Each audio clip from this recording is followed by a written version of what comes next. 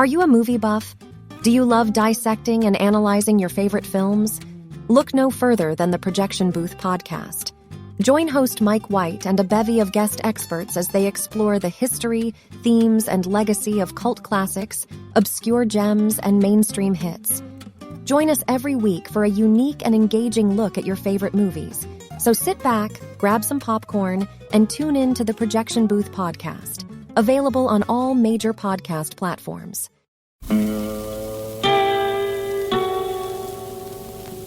Hello, filthy movie lovers. My name is Gentry Austin. And I'm Casey Scott. And we're the hosts of the Sin Syndicate, film podcast for something weirdos, anti-criterion bros, and Joseph Sarno aficionados. Join us semi-weekly as we peer into the adults-only theaters and sticky-floored cinemas of the golden age of sexploitation, when the morals were loose, the laws were murky, and the intercourse was all simulated.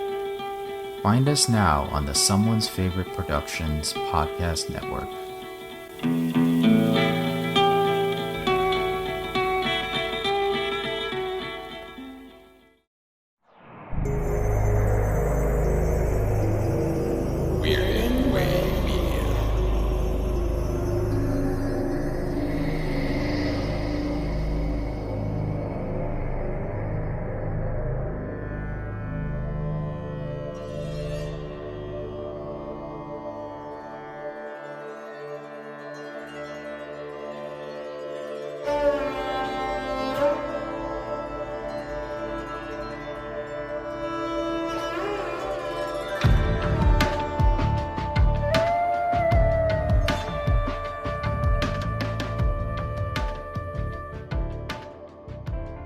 Hello, everyone, and welcome to the Bollywood Cinema Club, a show where we talk about Indian cinema every other week. I am your host, Chris Dasher, the Culture Cast, where this show got spun off from, and I am joined by my good friend, you've heard him here before, talking about Indian cinema, more specifically, Indian act, your friend and mine, good old artist among men.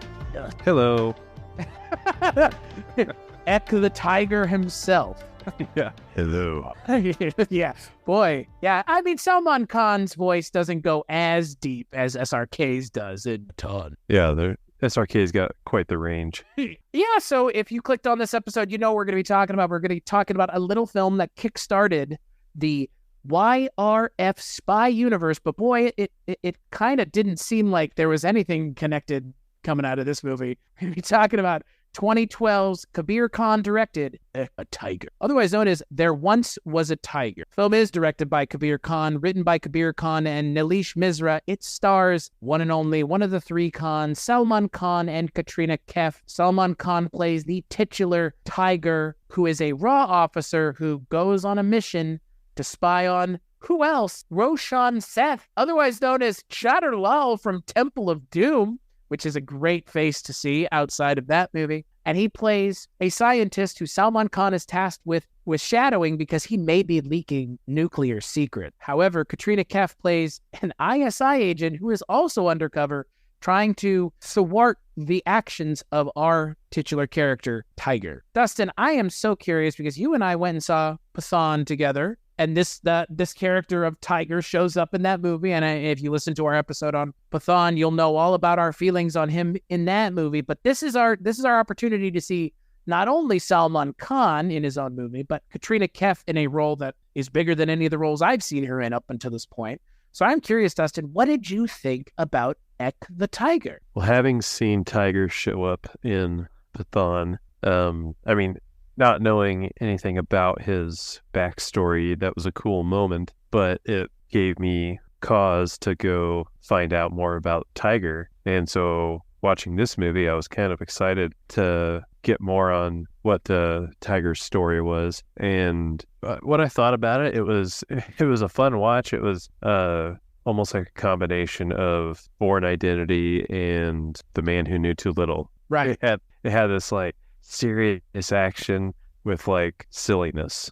It was kind of a unique combination of things. It was kind of a action movie that was silly but wanted to be serious. But and granted, I've only seen a couple of these spy movies, but they really like their pseudo agents and triple agents and stuff like that.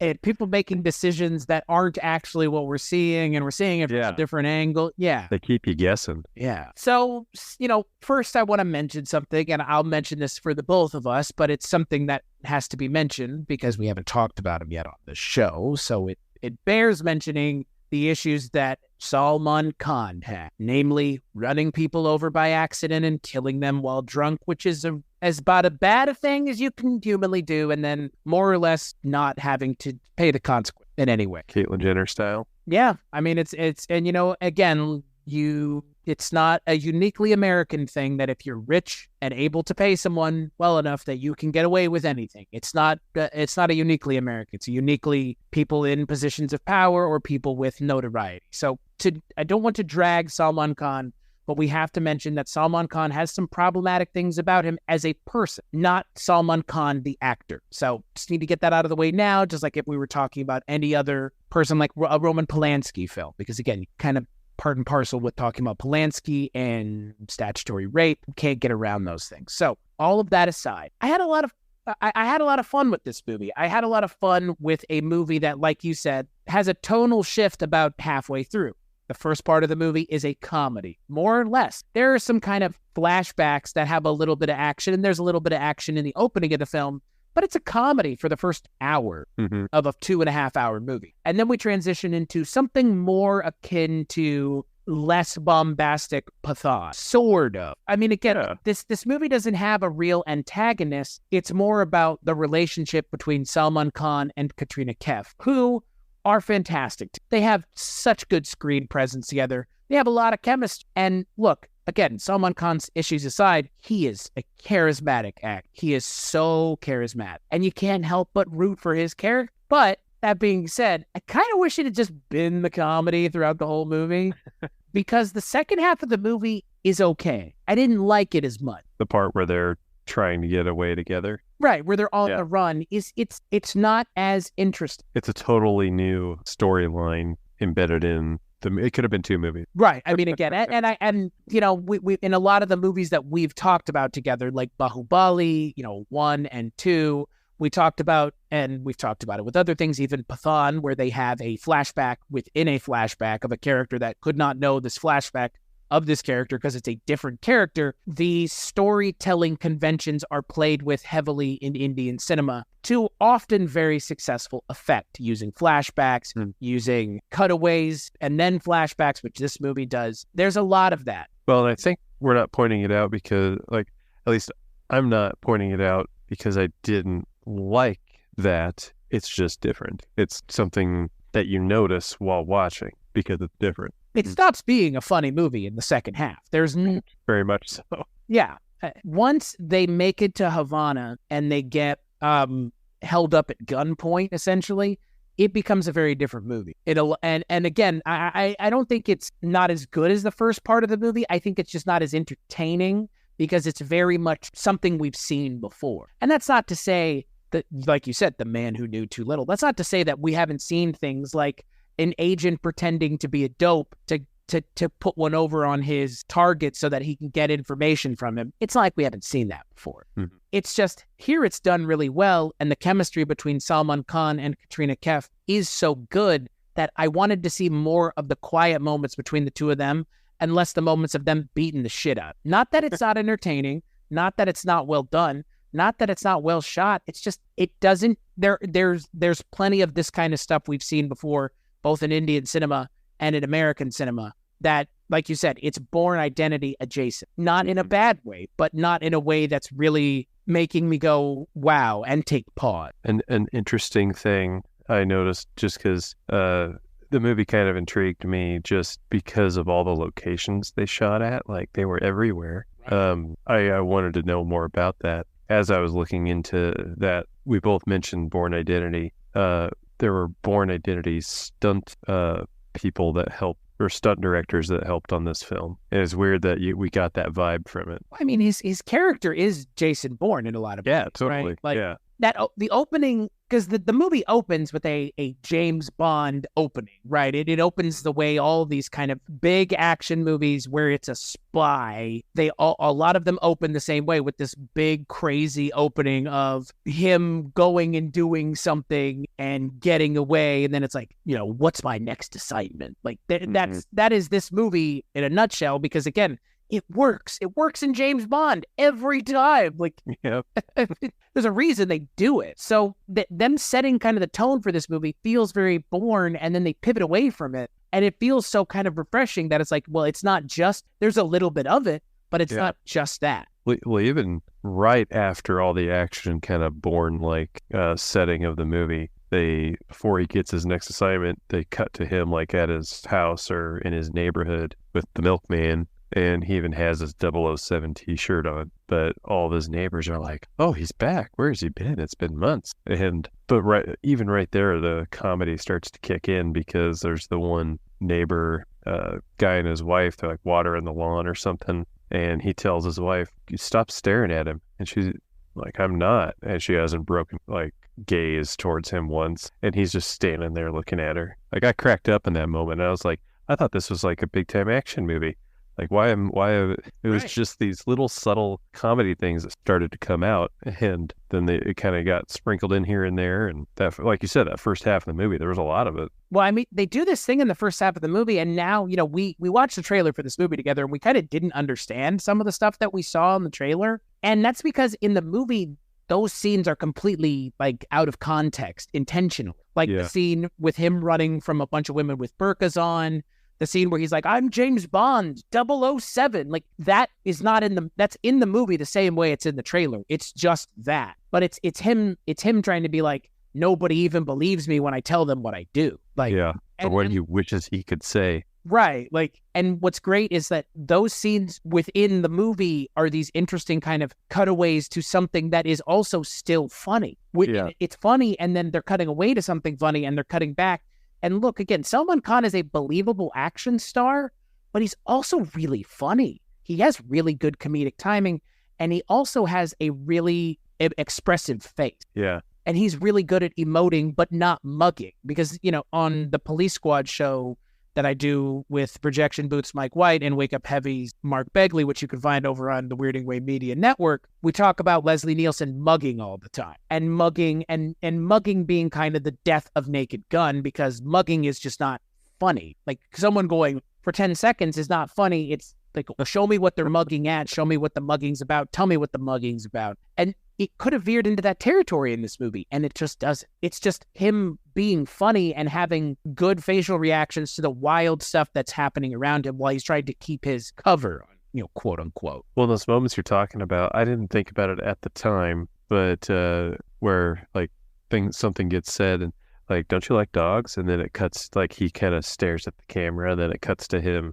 running away from dogs, like vicious dogs. But so we've got comedy, we've got action, and we've got breaking the fourth wall, because he turns and he looks at the viewer like, right, who is that for the benefit for? It's for our benefit. Right. And that's, again, think of any James Bond movie, any Bourne movie, any Mission Impossible movie. There's never a moment where they're like, hey there, viewer, right, check this out. But it might work. Because again, not to go full dead. And it's connection. Right. Yeah. If you go full Deadpool and you have this hyper self-awareness, it's like, okay, we get it. Like, you're going to hang a lantern. But this is it's just subtle enough where it could even be perceived as maybe not even fourth wall breaking, and just, again, just oh, you're inside it. You're seeing his memory of the thing. But again, for whose benefit are we seeing? Right. Yeah. And why's he got to look at me? Right. Exactly. But what I really love about this movie is the chemistry between Salman Khan and Katrina Kaif. They are very good together and believable. In a lot of ways, they're like SRK and Kajol were for DDOJ, where it's you have two people who just happen to have a lot of chemistry separately and charisma with a lot of other actors, but when they're together, it's these are the two actors who are meant for each other. This is the fourth time they're together. Wow. And they're together one more time, at least for Tiger, and then another time because Tiger 3 is... Oh, she's going to be in that too. Wow. Right. Yeah. So that's, Well, that's six, cool. 6 movies together. That's a lot. And it's you mentioned it with Pathan. It's another, Pakistan relations thing going on. I mean, this is where it came from, right? Well, Yeah. I mean, again, I'm sure it has been in plenty of Indian cinema films before that I have not seen. And I'm not going to Kind of the core of what's going on. in both movies, really. Yeah. I wanted to ask you, where is it done better? Is it done better here or in Pathan? I have an answer myself, but I'm curious if you agree or have a differing answer. I think in what I've seen with these the spy universe or spyverse stuff, I mean, we've seen 2. I think it's done better in this one because it's very much Raw versus ISI. Like, they do a good job of kind of giving you that feeling that these are 2 organizations within those countries' governments that were made to cancel the other one out, and they're sworn enemies. Well, and in Pathan, I mean, it's more or less used as like a plot device. Mm-hmm. I mean, again, like she's not working for the Pakistani government in Pathan. Topeka Padukone is working for Jim. So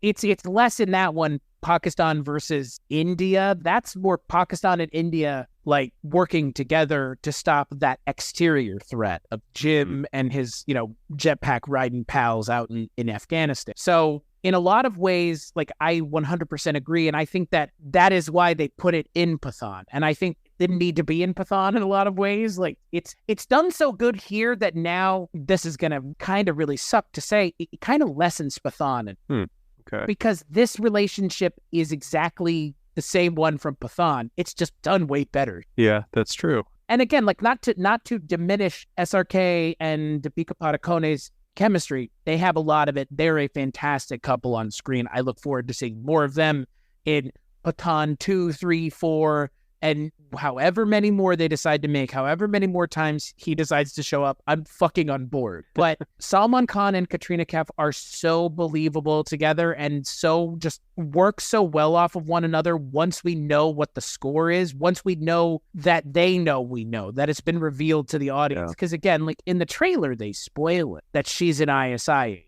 Yeah, that's true. But I mean, the movie doesn't really let the cat out of the bag until the hour and a half where the movie changes its tone. And we have this kind of scene that I feel it kind of deserves a little kind of analysis because it really sucks. And I hate that they did it in this movie because it feels really cheap. You're talking about when he shoots his gun? Yeah, it's such a lazy storytelling device. Yeah, like, oh, he didn't shoot her. Right. And I feel like it's maybe even less the shooting thing and more the fact that then we wait 15 minutes to get what actually happened. Yeah. Because we have a scene of him going to the professor's house to get the data off the computer. And of course, she's already there. Turn around in the chair, did you actually love me? And it's the kind of, it's either me or the mission and again, we've seen this before in plenty of things. James Bond, Austin Powers makes fun of it. Any spy thing tends to have it's me or the mission type. So we have this very just, again, by the formula scene, and then Salman Khan shoots and we cut away. And it doesn't come back to this answer of what's going on for literally 15. Mm-hmm. Where then it's him going and talking to, Shinoy, the chief of Ra, and talking to him about what's going on and what he had to do. And they even have this thing where he's like, that agent that you killed, you always kill someone in all these missions. The movie is continuing to try to convince you that he actually killed Katrina Kaif. And it's 15 minutes that feel like wasted time. Well, it made me think after they revealed that she was still alive, like that Tiger tried to pass it off that he did kill her, like, did he go back and say, oh yeah, I killed her. You don't have to worry about her anymore. But it's not even made clear if that's the case. No, but I assumed that. You're right. But that's what the movie's trying to convince, right? Yeah, and it did to me. that was the question I had for you. Is like, is it actually believable to think that he would shoot her? Well, when I saw it happen, I thought 2 things right away. One was the kind of age-old formula for this stuff that, like, oh, I bet he didn't shot into the air or something. Yeah, but then I thought, well, I mean, in Pathan, I saw somebody shoot a pregnant woman in the belly, so maybe he did shoot her right between the eyes. I don't know. I mean, again, like, that's fair. But then I looked at how much was left in the movie, and it still like another hour and a half, and I was like, no, she can't be dead. There's no way that you are not in this movie. That's the privilege of a 2023 movie watching is we've got a progress bar. Yeah, that's fair. I personally felt like there's no way I believe that he's actually gonna kill Katrina Kaif. Like, it's just like that relationship that they had on screen did not even lend me to believe that there would be any doubt in either one of their minds if they were put in that situation after having gone through all the things that they had gone through up until that point. Which again, it's not like he was being shot at all the time, but they had this like really cute relationship that forms organic. They established a lot. Yeah. Right. There's no way I actually believe that he would kill her. Like, no way at all. Like, and I'm not saying it's because I'm a smart movie watcher. It's just the movie didn't do enough to convince me that Tiger is that bad of a guy. Because he would have to be not bad, but like that devoted to the job. Yeah. Yeah, that's a good point. He falls in love with her way too fast. They are trying to also establish him as like, the guy who's always been about his duty, and he doesn't. I kind of was led to believe that he doesn't want to have regrets, Right. So yeah, you put all that into play, and yeah, he wouldn't have shot her. I shouldn't have fallen for it. Well, I mean, again, like what's crazy is that they reveal it in the trailer that she is a double agent. That's a twist that could be earned in that moment. I mean, I don't think if you're watching the movie and you don't know what the twist is, that you don't think, oh, person in the chair is Katrina Kaif. Like, it's a weird twist to have in your movie because you literally spoil it in your trailer. But then they twist you, and then they twist you again. You get 2 more twists with their relationship. Don't think either one really worked. It did for me. I'm a sucker.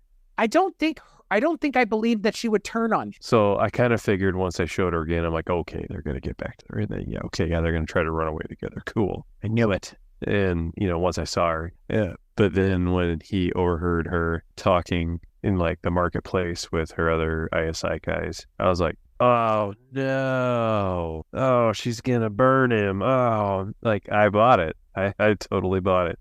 Hook, line, and sinker. I mean, I will tell you, I think it's less telegraphed than the other. I just think what's weird is like we're trying to believe that she and him have this really strong relationship, and then like I just don't think he would believe her. Like he overheard her, but like she would have told him. That's the like it's again like for the movie wanting to build their relationship to be as strong as possible to get to the point where as 2 characters we believe that 2 agents from the wrong side of the tracks, like one, you know what I mean? Like we need to believe as audience members that they are going to run away together, and if we have a doubt that she's going to turn on him after it's like.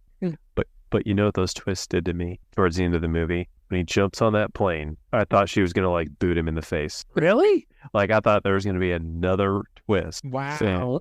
They had me all disoriented, Chris. Eck the Tiger, directed by M. Night Shyamalan. Every opportunity to fake out the audience and subvert their expectations, we're taking it, guys. Yeah. Yeah, I thought she was going to be like, ha, I'm actually ISI still. Booyah. Later, dude. I think for me, when we talk about the post twist where they meet up once again and he convinces her to run away with him and they run off together and then they're in Havana, Cuba, and they're being tracked and ISI and Ra are looking for them. It feels like The Bourne Identity. Yeah, it really does. Isn't that what I haven't seen The Bourne Identity in a very long, but is that not what The Bourne Identity is? Correct me if I'm Yeah, pretty much is. Yeah. This movie does follow that vibe quite a bit. Yeah, it's that trope. It's that story. It's the agent who is burned that they're trying to track down to make sure. Because again, they even say it in the movie multiple times. Girish Karnad Shenoy, the chief of Raw, who I'm glad they ended up having someone else in Pathan because he's kind of really unlikable later in the movie. Because like you're trying to believe that him and it's ruthless, right? And you're trying to believe him and Tiger have a relationship, but like he's just so like he's so willing and easily ready to cut him loose. Like it's just like wow, yeah, like what the fuck, man? He's like, oh, he turned. Let's kill him. You were in this guy's house eating his doll for fuck's sake, and all of a sudden you're like, fucking gotta go. This guy's gotta go. Like Jesus, man. Like Tiger said he wanted to just, when he was done, he was going to go live a normal life. And you're like, yeah, well, fuck that. Yeah. Yeah. No, you're going to die. That's what you're going to do. You're going to have a normal death. Right. But like, it's weird because all of that stuff with him and her in Havana running away and born identity stuff, like, it's just, to what end? Yeah. We know by this point they're not gonna get taken back in. Like, we know that that's not gonna happen. So we're at this point less invested in what's happening in the movie and more invested in the set piece, which I think are pretty good. Like, that is kind of the thing that I do appreciate about the second half of the movie is while the plot is maybe not breaking any new ground in any way, at least the action set pieces are pretty. Yeah, I was actually in both this and Pathan and even in like Bahubali, I'm pretty impressed with the action scenes and fight scenes, and like I really enjoy them. And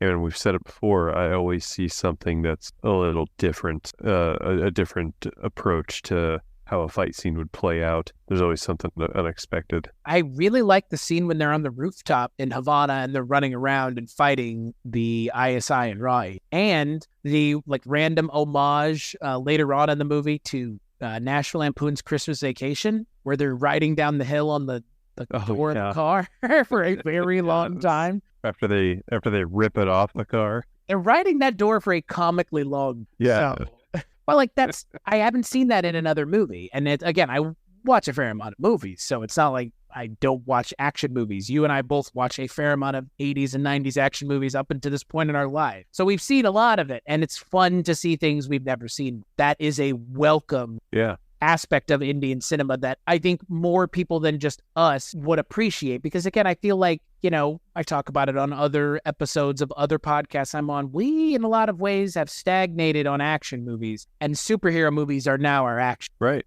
Yeah. And it's a lot of the same, like in a way that is really surprising. We've all kind of turned a blind eye to. Yeah. And it kind of got ingratiated, like here's a Marvel movie. And it's like, oh, cool, Marvel. Like, I love these when I was younger. Like, I read all those comics. Here's another installment of a Marvel movie, and here's another character. And now it's just everything is in the MCU. Well, and it doesn't make it any better that you have to have seen everything now to get anything out of what you're watching. And it's like drug addicts, right? It's like drug addicts. I refuse to continue on the sunk cost train because the sunk cost fallacy is that, oh, I've already sunk $1,000 into it. What's another $100? It's another $100 you're going to lose. So don't do it if you don't want to. And that's why I've kind of not given up on Marvel movies, but like I'm not getting what I used to get out of them. And what I used to get out of them was being entertained and seeing some interesting action and some, kind of novel performances. And they don't do it for me. This kind of stuff does. Indian cinema does. It has interesting action shot in an interesting way, if we're talking action, that feels novel and fresh. And it feels like someone in the room with something to say, not just saying the same thing over and over, but in a different key. Like actually singing a different song, like actually singing a song in a way that substantially changes it and makes people excited to see more. Yeah. And this whole Spyverse thing is cool because it's the formula of bringing together all the big name people into one movie, to have an in-movie climax. Like, I think that's what's happening. And, it's probably going to happen with Brahmastra. But I like there's something about how these are done, or the ones I've seen thus far, that just seem more exciting. Just because, like, SRK is huge, Salman Khan's huge, and Salman Khan and the way they are together, like, I fully think that them two will be together, SRK and Deepika in a movie, and I think that would be awesome. Right. And then again, even to go further than that, my hope is that they bring in, because again, at this point, it just makes sense. They need to get Amir Khan in. They need to get Amir Khan into the spy universe, because to get the three of them on screen together doing this and having a pose down Avengers style would be so fucking cool. It would be cooler than the event. I would sit there and just be like, again, in awe of the in awe of the amount of coordination it would take to get that to happen. But again, it's not that much because we're talking about 3 actors as opposed to 12 or 100 or whatever amount you can CGI into the same scene from a green screen somewhere that isn't actually together. I mean, that's the other thing at this point with, Marvel, and they're following the Marvel formula. They are. I mean, so is Moss. It may get to the point where we're like so sick and fucking tired of these spy units because they're all the same. We're not there yet. No. And we may never get there. They may continue to be quality and they stop at some point, and it's not just milk, milk, milk until there's nothing left. Like that's where we are with our stuff. Like with Indian cinema, sequels weren't a thing for a long time. With American cinema, if you make a successful movie, you better make a fucking... There's not a choice. That's right. Well, I'm sure Pathan had a lot more green screening than we realized, but in this movie, I actually enjoyed, like, as I'm watching it, I was noticing all the different places they were. They were in Dublin, they were in Havana, they were in Istanbul, they were in Bangkok, they were in Delhi. They were all over the place because they were trying to travel around and not be seen or not be found. But I just thought that was cool to like see all those areas and they were actually there filming it. Which in this day and age feels like a hard sell. Yeah, you want me to go where? Do what? I can't just walk over there and do it? I've got a green screen, just zoom me in and all. And that's not to say that the technology isn't there to make the transition away from green screen to something else that could be just as interesting, like what HBO and Warner Brothers were using on Game of Thrones, where they're in a room that's surrounded by screens that are so high definition that they can shoot on that set and it can be so convincing that you don't have to do a whole lot. I mean, that's what they did with the new Game of Thrones. That's why it looks so fucking good, because again, it's not a guy on a green screen, it's your set surrounded by the fake scene. And it's insane to think about, and it's insane to see it in process. And I know this is a complete tangent, but if you have HBO Max, they did a whole making of House of the Dragon, and they show this set, and they talk about it over and over and over again. And it sounds like a miracle of modern filmmaking, but at the same time, it should be the future of filmmaking in a lot of ways, because queue up whatever you want. Right, yeah. But also the whole CGI constantly thing, it's exhausting. Like, look, there are actual stunt people doing the stunts in this movie, and a lot of it's not Salman, and a lot of it's not Katrina Kaif. But you know what? That's still someone doing it. Even if it is Salman Khan's face, maybe not the best CGI'd onto their body, and it's sometimes very noticeable. But again, limitations of the special effects house that's doing it, limitations of the budget, what have you, that's fine, but they're still doing it. It's like wrestling, right? Like, yeah, someone may not be punching someone in the ring, but when someone picks someone else up and slams them backward, there's no faking. Here, it's you've got people doing choreography, but it's real people doing it. It's not Paul Rudd in a CGI, whatever. It's just, and that is not something that could ever be replaced, no matter how good it is. And that's the thing with the Marvel stuff. As soon as you put a mask on, you can go full-blown CGI. Right. And that's always the joke now on the Of Mushrooms and Men podcast, where we talk about The Last of Us. It's a show where Pedro Pascal actually has to be in the show. Yeah, not just voice it. Not just a stunt double or a body double, and his voice. So again, like that is a very cynical way of looking at it, but it is also because it is so heavily relied on now. And again, not complaining about it. We get to see shit that doesn't actually exist so often now that we've become desensitized to seeing Paul Rudd being 30 fucking feet tall. People in 1910 would not be able to comprehend that doesn't actually exist, and someone did it with one of them their special picture box thing. It's just we take it for granted, but it's also been so heavily used that now anybody, if you have a good enough computer, you can make something look really good. I mean, you and I talked about Skinamarink, which uses a lot of practical effects, but also CGI and special and some special effects trickery. But even then, like, that movie was made on a $15,000 budget, and they have acts. So right, but it's not as big of a deal anymore. But it's also so ubiquitous that it doesn't feel special, and it hasn't for a very long time. Yeah. And I think that's what made this one feel a little more special is,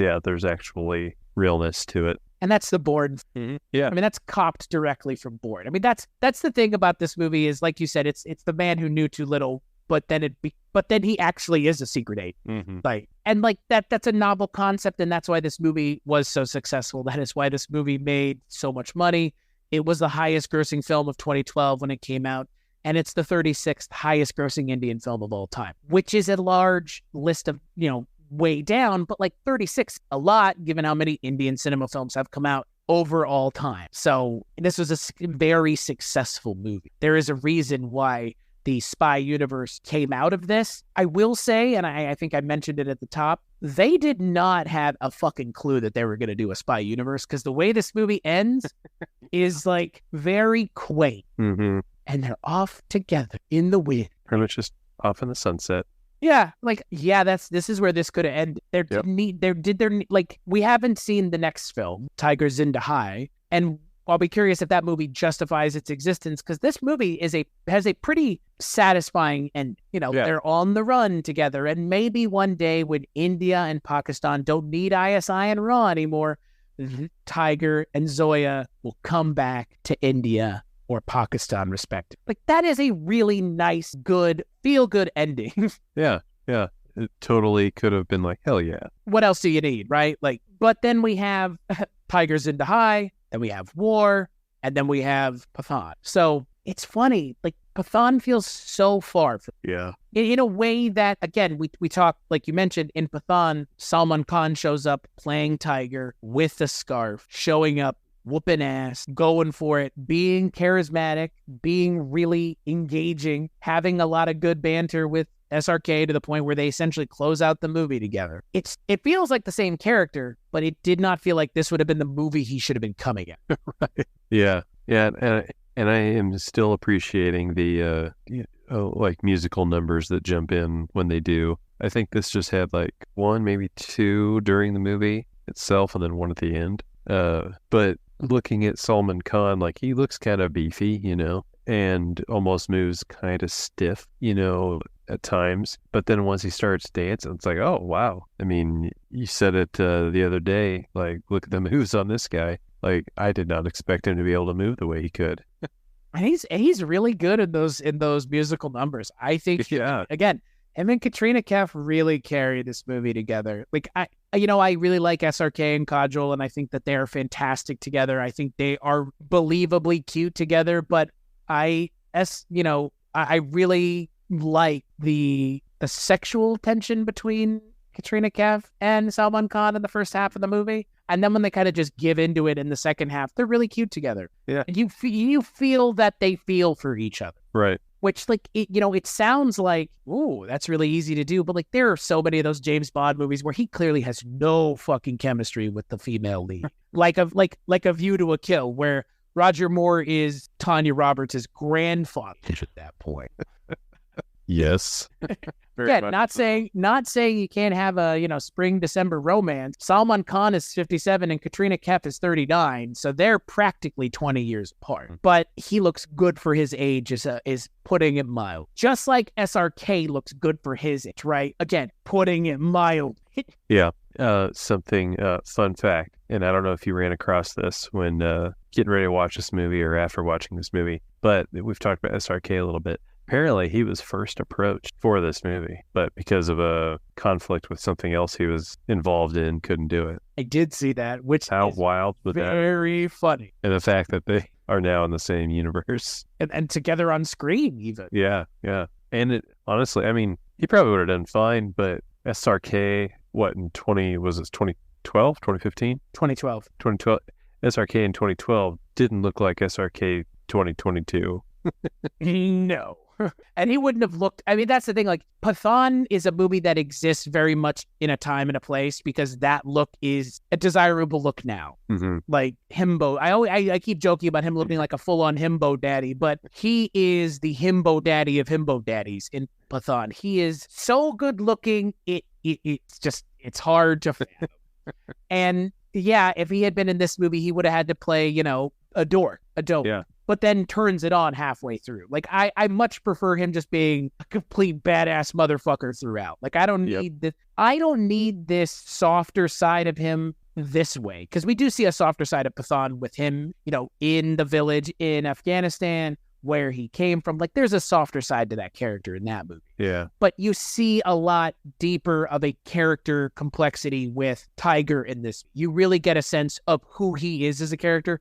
I'm not saying you don't with Pathan, and SRK in that movie, but the character building is more important in this. That's more the focus of this movie, because Pathan is action from the word go. Like, this is only action for about an hour of 2.5 hours. And then it becomes kind of a romantic comedy for a bit. Right. Which is the most compelling part of this movie. Yeah. It's so good. And it, again, like I'm wanting more of that, and I know that we get more of it. And I'm sure we're going to get a whole boatload of it in Tiger 3, which is coming out later this year, which, again, I'm so excited for. And there's a high percentage chance that it will release here, and we will be able to go see it. I hope so. I hope so, too, because I'm on board with this complete. Like, you couldn't convince me that this isn't going to be something that people stateside will finally fucking take notice of. You can't convince me that's not going to happen. Oh yeah, if it's showing up at movie theaters in Lincoln, Nebraska, it's going to start showing up elsewhere, and more people are going to start. And we're gonna be Indian cinema hipsters. We're gonna be like, I liked it before you did. I liked it before it was cool. We're so far ahead of that curve already that it's. I don't think it's going to be anytime soon. I think these are two very big blips. These two things being Pathan and Triple R, which are like the two big things. And like, Pathan's not even really getting mentioned as much as Triple R was. Like, Pathan is being mentioned, but it's also being mentioned in circles and places that I'm already looking and expecting it to be there. It's not being mentioned places that I wasn't expecting, which is what Triple R is getting. Triple R is getting people stumbling upon it on Netflix. My hope is when Pathan eventually makes its way to Amazon Prime Video, which it's totally going to, that it will be promoted as a thing that is worth watching, even if you're not someone who's familiar at all who SRK. Well, and just to expand on this a little bit more, I have a coworker that I mentioned this podcast to, and mentioned that we went and saw Pathan, and I think he said he went and listened to our Pathan podcast, and then he said he started hearing on NPR people talking about Pathan, and he's like, wow. He's like, that must have been a good movie. It's like, gotta go see it, dude. Yeah, and that's the thing. It's like you can be ahead of the curve. Mm-hmm. You can. And yeah, it's like ahead of the curve normally means like you see this and then you have nothing else for a while to watch. Like, there's so many things you could be watching in between now and Tiger 3 coming out. If you're really invested in this stuff specifically, or invested in Brahmastra 2. Like, again, like there's so much stuff you could be watching in those in-between times of Indian cinema that it's not like it's some barren wasteland. Ek the Tiger and Pathan are good, but they're nowhere near the best Indian cinema. But they're really good, and they're good examples of good Indian cinema action. Yeah. I still go to DDLJ as my favorite Indian cinema movie that I have seen, and that is a fucking romantic. And it is not the kind of movie I would watch in a English language type film, and it's not a movie that I would ever contemplate as saying is one of my favorite movies, but it is one of my favorite movies, DDLJ is, and it is a Indian romantic comedy. Wow, I'm going to have to watch that. You sold me. It's 3 hours. Might take me a couple days. A 3-hour romantic comedy is not something that you would be pitching to a Western audience. That's true. Although I might be able to sell my wife on it. Right? You like romantic comedies? Here you go. Yeah. What are you doing for the next 3 hours? You're watching this is what you're doing. You're watching DDLJ. And iced coffee and a blanket? Let's go. And here's the funny thing. So Salman Khan and SRK were in Kuch Kuch Hota Hai together. Oh. He's really charming there, but it's really funny now to like think about, like you said, where they ended up, where we are now in 2023, where they're both, again, essentially leads of their own, again, if we're using Marvel equivalent, Marvel franchise. Yeah. This is as big as a Marvel franchise. And they didn't know it in 2012. They know it after Pathan. Yeah. Well, I think they knew it pretty quickly after this movie. I just don't think they knew the connected. Right. They knew they were going to do something more with Ek the Tiger, but like, I think it was the next, it feels like it was the next movie where they knew they were going to, because like, it just like, there's so nothing that would lead me to believe they knew where they were going with this. More of that lands on the ending. The ending of this movie is so like definitive that it doesn't feel like they were like, yes, and there will be more. Like, it feels like this was the end, and that's the end of the mm-hmm. And like, now we have Pathan, like you said. So yeah, we have seen that they are now together. This is a whole thing. We're going to get more. There's going to be more directions that they go and more people that they bring in, and fucking Prabhas maybe, or, Ranbir Kapoor, or again, like, who knows? It could go anywhere. Which leaves me excited. Same. We don't know what it's going to do. but I know it's going to be awesome. Yeah. And now with the success of these kinds of movies, we're seeing movies that feature other mainstream Indian actor doing a big action movie like Rajnikant, who's literally like almost 80 years old, doing he's a badass, gonna go kick some ass. Even Salman Khan has a movie coming out this year where he's got long hair and he's doing the John Wick thing. Like it's a popular storytelling trope now to do this, and I'm all here for it as long as we're talking Indian cinema, maybe not in Western cinema, because like I feel like we're finally at the tail end of it. Like John Wick is the lone gunman, the final stand, like the last man standing, because everything else kind of was just a clone of John Wick. Mm-hmm. But like I'm excited to see where that is taken in Indians, because that's clearly the direction they're going. Even with that SRK movie, Jawan, that's coming up, like that looks just like a John Wick style movie, but with SRK. Right. Well, and like you said, with Western cinema, we've kind of had our heyday with that stuff, and it'll probably continue, but like the ramp up, it's no longer ramping up. It's more... Bob Odenkirk isn't getting his own movie. Charlize Theron is not getting, I don't think, a sequel to Atomic Blonde. Oh. Is that a sad point for you? Yeah. I was really bored by Atomic Blonde. Like, well, I mean, again, I'm an easily entertained person. I mean, hey, there needs to be a mix of people. Not everybody can be Mr. Critical. Well, and what I just liked about it is that it was a different type of, I guess, action character. A different kind of John Wick. Yeah. I mean, again, like a female one. I mean, right, yeah. But then Jennifer Garner did it too, right? Didn't she, with butter, peppermint, or whatever the hell that? Yeah. Like whatever. I mean, again, like I don't know. So many of those movies just kind of came out, and like, and now Indian cinema's having its run at it. I'm all here for it. Yeah. Because John Wick is really it now. Like John Wick is the only one left. Like John Wick 4 is coming out. But there's, like I said, no Atomic Blonde 2, no Peppermint 2, no whatever the Bob Odenkirk movie was called. Like there's no sequels to those movies coming. But John Wick will probably continue to get movies until they're good and done and Keanu is finally finished. Like John Wick is Keanu's Mission Impossible. Yeah. And people just want him in the MCU anyway, so. Right. And that's the thing. I don't want any Indian actors in the MCU. You know why? Because that's beneath. And you talked about that with SRK. Like, yeah, he doesn't want. Yeah, he wants to prop up Indian cinema and not prop up another. Right. Well, that's the thing. It would, for Western cinema, he would be propping it up. In Indian cinema, he is one of the people that's holding it, proudly on his shoulders, to the point of at the end of Pathan, where him and Salman Khan are. And we didn't talk about this last time because, again, like, this was them saying, like, we are still here. We're still the badasses of Indian cinema. We're still the ones paving the way, keeping the success, keeping the green rolling in. Yep. Who's going to come in and do it when we're not here anymore? Yeah. No young kids. It's going to be us. We're going to be the ones doing it. And like, yeah, yes. And you should not go work in the ends. Maybe some of the actors from Triple R, younger Indian actors going and doing that. But do you want to be the prince in another kingdom, or do you want to be the king of your own fucking castle? Because that's what you're asking. Right. Someone like SRK or Salman Khan or Amir Khan to do. Go to the United States and be a second-class citizen among those actors because you can't speak English as well as a native English speaker. Because that's ultimately, SRK said it himself, like, that's what it's going to boil down to. Yeah, he's going to end up just playing the guy in the shawarma place, Right. Like, I mean, look at what happened to Jet Li, for sake. Like, yeah. Jet Li got the short end of the stick because they couldn't give him funny things to say, like the N-word, like Jackie Chan did in Russia.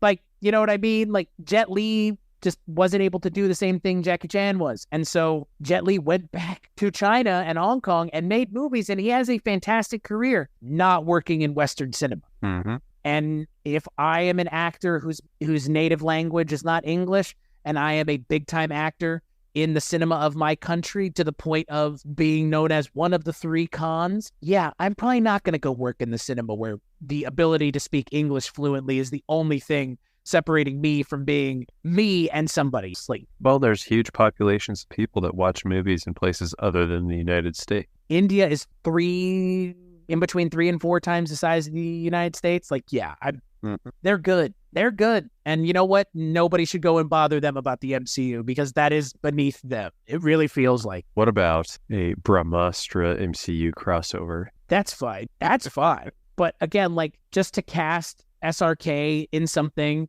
and then have him be in that for 5 movies and take up his time away from other things like Khan, like Jawan, like other movies that he's going to be in that are probably going to be much more interesting than most of the MCU movies we get, that would be a shame. That would be a shame.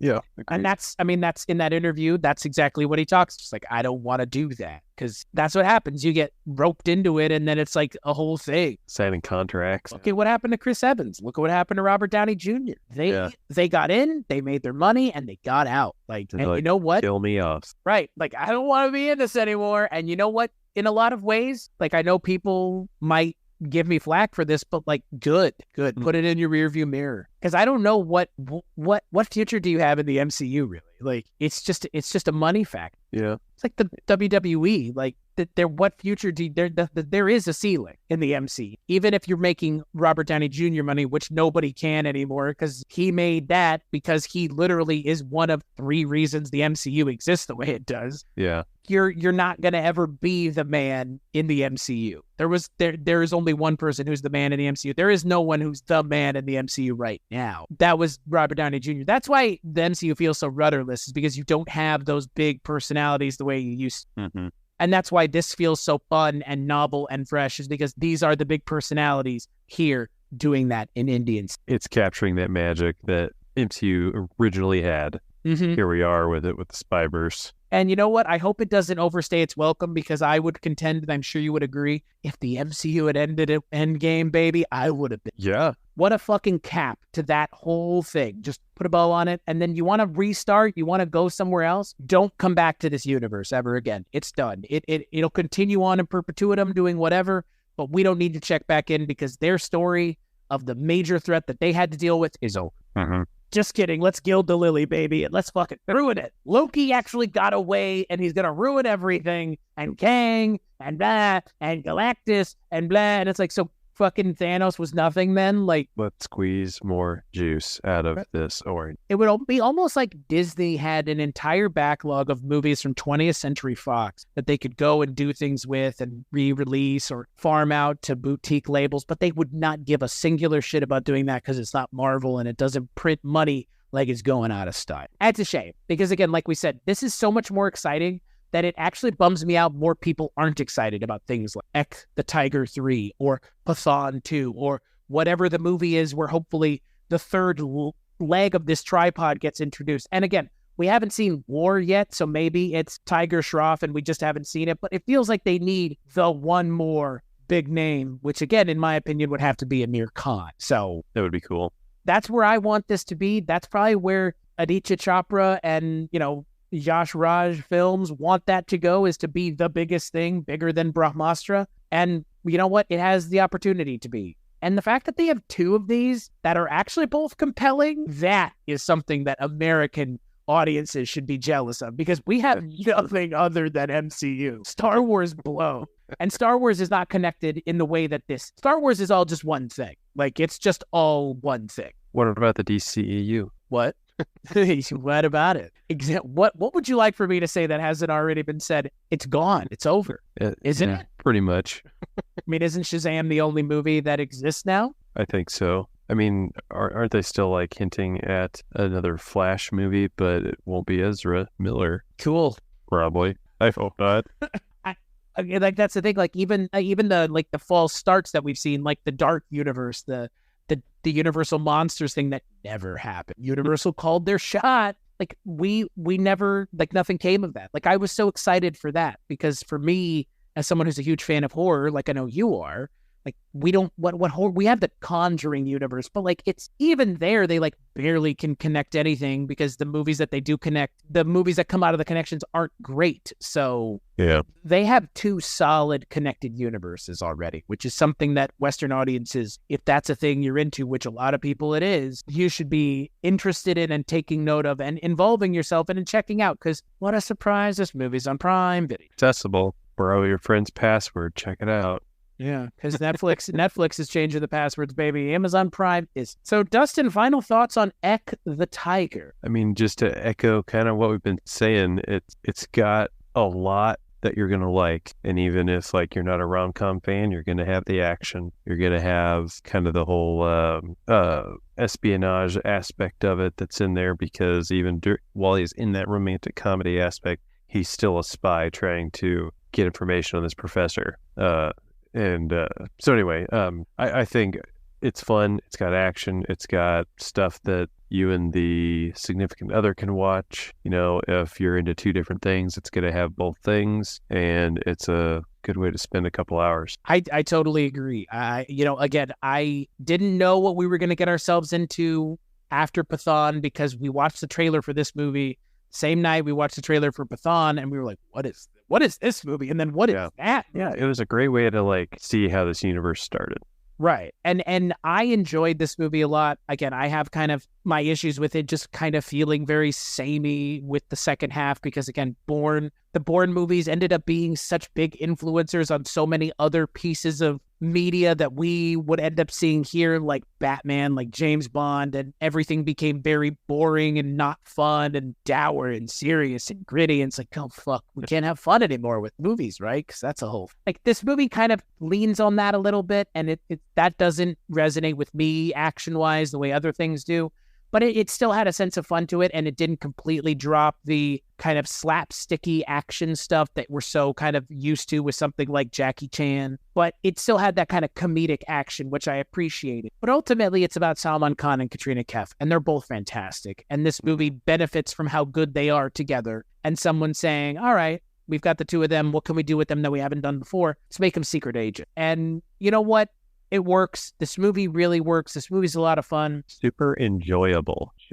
It's just a good movie that by the end of it, you're like, I could leave it here and not watch anymore, or I'm super invested and want to see whatever comes. And that is something that is so rare, where it's just a movie that stands on its own and there doesn't need to be anything else. I don't need to see 8 other things to appreciate this movie. And I don't need to watch 5 more things afterwards to have this recontextualized in a way that makes sense. And now I understand it. It's like, this movie stands alone, but it does stand as the beginning of a bigger narrative that is now very successful in the scope of Indian. Yeah. So I think the next time you and I do one of these, I don't know what we're going to do. I guess we're going to do Tiger Zinda High. Yeah. We'll watch the Tiger movie that seems more just like an action movie. Seems more like kind of... I'm a little concerned that it's going to be a lot of what the second half of this movie was and not a lot of fun. I hope that's not the case. Just running around and fighting.